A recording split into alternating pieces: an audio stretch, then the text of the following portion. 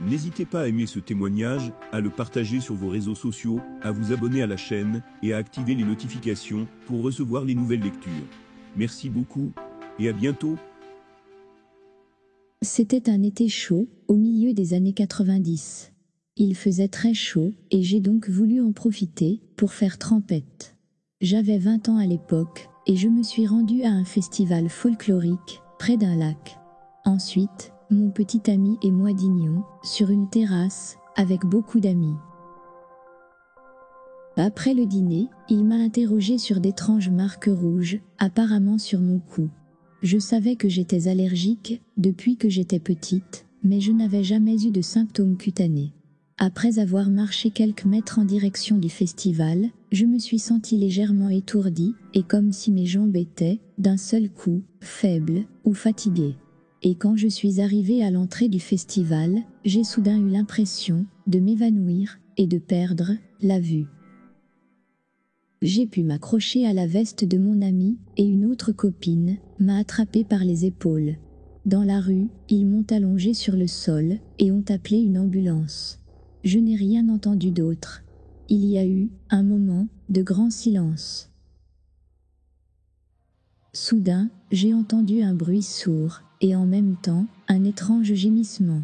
Je suis sortie de mon corps par une sorte de tunnel sortant d'une fissure juste au sommet de ma tête.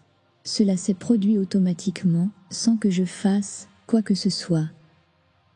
Un vide noir m'entourait et je me sentais un peu mal à l'aise.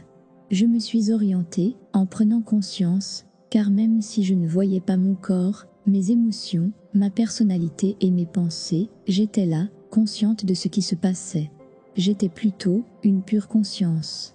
Je me suis sentie très légère et libre. J'avais un esprit clair, une forte volonté et une perception claire. J'avais aussi des capacités supplémentaires qui n'étaient pas possibles dans ma vie terrestre. Il n'y avait qu'une sorte de noirceur infinie autour de moi.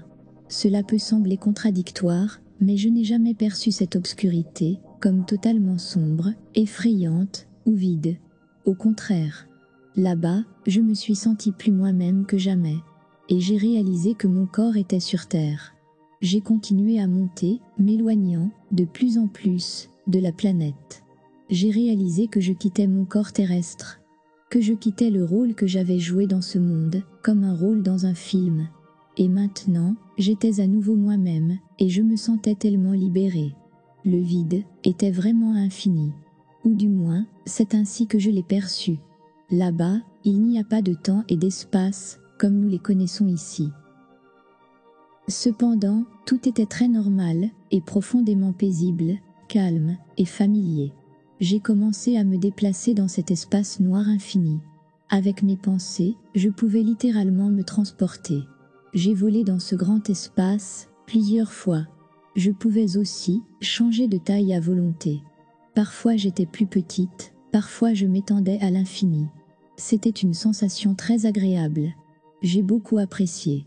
Dans ce monde vaste, j'ai ressenti un sentiment indescriptible de confort, de sécurité et de liberté illimitée. C'était la liberté pure. C'est de là que je viens, c'est là qu'est ma place. Nous venons tous d'ici et nous revenons tous ici. Et le sentiment familier du foyer, d'être à nouveau chez moi, m'a complètement envahi. J'étais une, en tout et avec le tout. Il n'y a pas de mots au monde pour décrire vraiment cette expérience. Ce voyage a continué pendant un certain temps. Puis, j'ai pris conscience que je me déplaçais toujours vers le haut et aussi vers l'avant. Je pouvais jouer dans cet espace infini, mais j'étais tiré vers le haut et vers l'avant en mode pilote automatique. À une certaine altitude, une musique douce est venue des profondeurs de l'univers. Au début, c'était loin et à peine perceptible, mais il a complètement capté mon attention.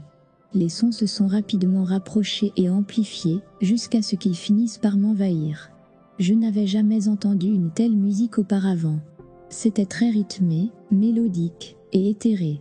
Au début, la musique me semblait assez étrange. Mais plus je m'immergeais dans les sons et le rythme, plus je faisais partie de la musique et me fondais en elle. J'ai commencé à bouger sur cette belle mélodie. et je bougeais d'une façon que je n'avais jamais fait auparavant. Je me sentais magnifique, et cet état aurait pu durer éternellement. J'étais en totale harmonie, et je dansais dans l'univers. Cette phase s'est poursuivie pendant un certain temps, jusqu'à ce que la musique s'estompe, lentement. C'était comme si la musique n'avait été localisée qu'à un certain niveau, et que maintenant je sortais de ce niveau, pour aller plus haut. Je ne pouvais plus influencer ma façon de bouger.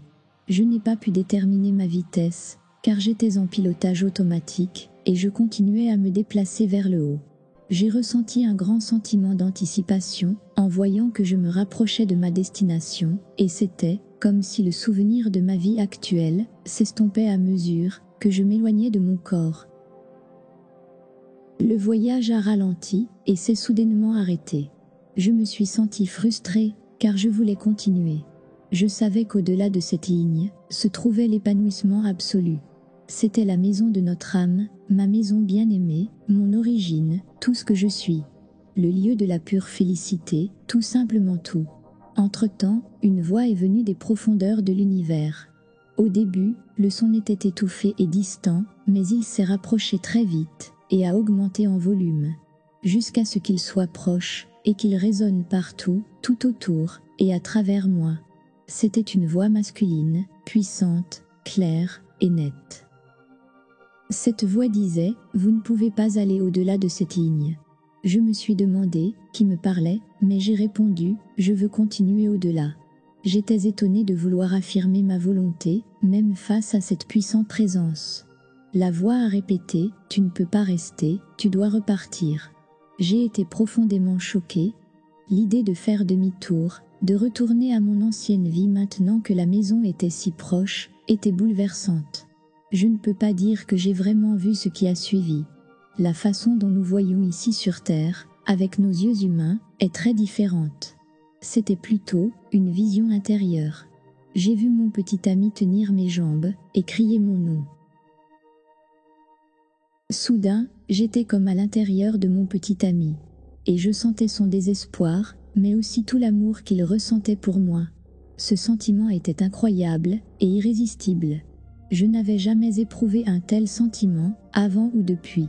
C'était un tel sentiment d'amour, comme si tout son amour, à travers tous les âges, et l'amour total de l'univers, fusionnaient en un seul sentiment, avec lui et avec moi. Et la voix m'a dit « Il t'aime, et il t'attend. » Et j'ai pensé « Il s'en remettra, et il pourra continuer sa vie sans moi. » Puis, mes parents se sont montrés à mon œil intérieur, et la voix a dit « Tes parents ont besoin de toi, et tu dois t'occuper d'eux. » J'ai pensé à ma mère, et j'ai senti qu'elle aurait besoin de temps pour se remettre de ma perte, mais j'étais aussi optimiste qu'elle finirait par comprendre ma décision. J'ai donc répondu à la voix, avec le temps, elle s'en remettra aussi. Et tous les deux seront bien sans moi. Ma décision était claire. J'ai senti que ma décision était ferme et un peu dure. Mais je voulais passer la frontière et rentrer chez moi. La voix a répondu calmement et avec insistance. Non, vous devez retourner en arrière. Tu dois encore finir tes devoirs. Je ne comprenais pas. Quel travail? Quel genre de devoir? Laissez-moi vous dire, à vous qui m'écoutez, que nous ne sommes pas automatiquement éclairés lorsque nous quittons notre corps, car nous avons encore toutes les facettes de notre identité et de nos traits de caractère. Je sais que mes pensées ont été entendues, mais malheureusement, cette fois, il n'y a pas eu de réponse. La phrase « Tu as encore un travail à faire » a résonné pendant un moment et je me suis demandé ce que cela signifiait. C'était comme une mission qui m'avait été confiée. N'obtenant aucune réponse, j'ai essayé plusieurs fois de franchir la ligne, sans y parvenir. Il y avait une sorte de poussée, comme si quelque chose d'invisible me poussait en arrière. Une sensation de bouleversement profond m'a traversée. Je me sentais rejetée et perdue. Puis, je me suis souvenue de la belle musique d'avant. Et je souhaitais de tout mon cœur que la musique revienne. J'aurais donné n'importe quoi pour me fondre dans ces sons à nouveau. Mais j'ai rapidement continué à descendre. Petit à petit, j'ai réalisé que je devais vraiment retourner à mon ancienne vie. Le voyage a brusquement ralenti, et j'ai su que j'étais juste au-dessus de mon corps. Finalement, je me suis replongée dans mon corps. Il faisait sombre, mais une obscurité différente de celle dont je vous ai parlé tout à l'heure. Il faisait même très sombre. Et je me sentais toute petite et perdue. En même temps, je me sentais comme enfermée dans quelque chose d'extrêmement serré. J'avais l'impression d'être coincée dans une chaussette. J'ai ressenti cette étroitesse comme une forte douleur physique. Maintenant, je vais devoir suivre cette vie jusqu'au bout. Cette pensée m'a laissé un peu déprimée. Je n'ai pas connu ce genre de sentiments dans ma vie précédente et je ne les ai pas retrouvés dans la même mesure. Mais à ce moment-là, j'ai su que je devais compenser les sentiments négatifs par des idées positives et pour le reste de ma vie. Puis, j'ai essayé de trouver du courage. J'ai scanné mes sentiments pour trouver des trucs positifs jusqu'à ce que j'en trouve. Des souvenirs de ma vie actuelle ont fait surface et m'ont rendu optimiste. Jusqu'à présent, ma vie avait été plutôt bonne, voire belle. Et puis, j'ai pensé à mon ami, à son amour et à sa peur que j'avais ressentie là-haut. Et j'ai commencé à m'inquiéter pour lui. Je voulais lui dire « Et, ne t'inquiète pas pour moi. Je suis là et je me sens merveilleusement bien. » Ce sentiment m'a motivée. Soudain, le sentiment de tristesse a disparu, je me suis sentie heureuse pour cela, et maintenant, j'étais prête à me réveiller. Je ne me considère pas comme une croyante, mais comme une connaisseuse par expérience directe. Enfant, j'étais très spirituelle, mais dans ma vingtaine, j'ai eu une phase athée. Je suis plutôt spirituelle. Grâce à mon expérience de mort imminente, j'ai appris que l'important, ce sont les valeurs intérieures. Il en va de même pour les apparences extérieures. Elles sont agréables à regarder, mais pour moi, actuellement, les valeurs intérieures comptent beaucoup plus. Il y a un sens à tout. Même si parfois, on n'arrive pas à le percevoir, sur le moment. L'expérience de mort imminente m'a aidé à trouver et à garder le chemin. N'hésitez pas à aimer ce témoignage, à le partager sur vos réseaux sociaux, à vous abonner à la chaîne et à activer les notifications pour recevoir les nouvelles lectures. Merci beaucoup et à bientôt.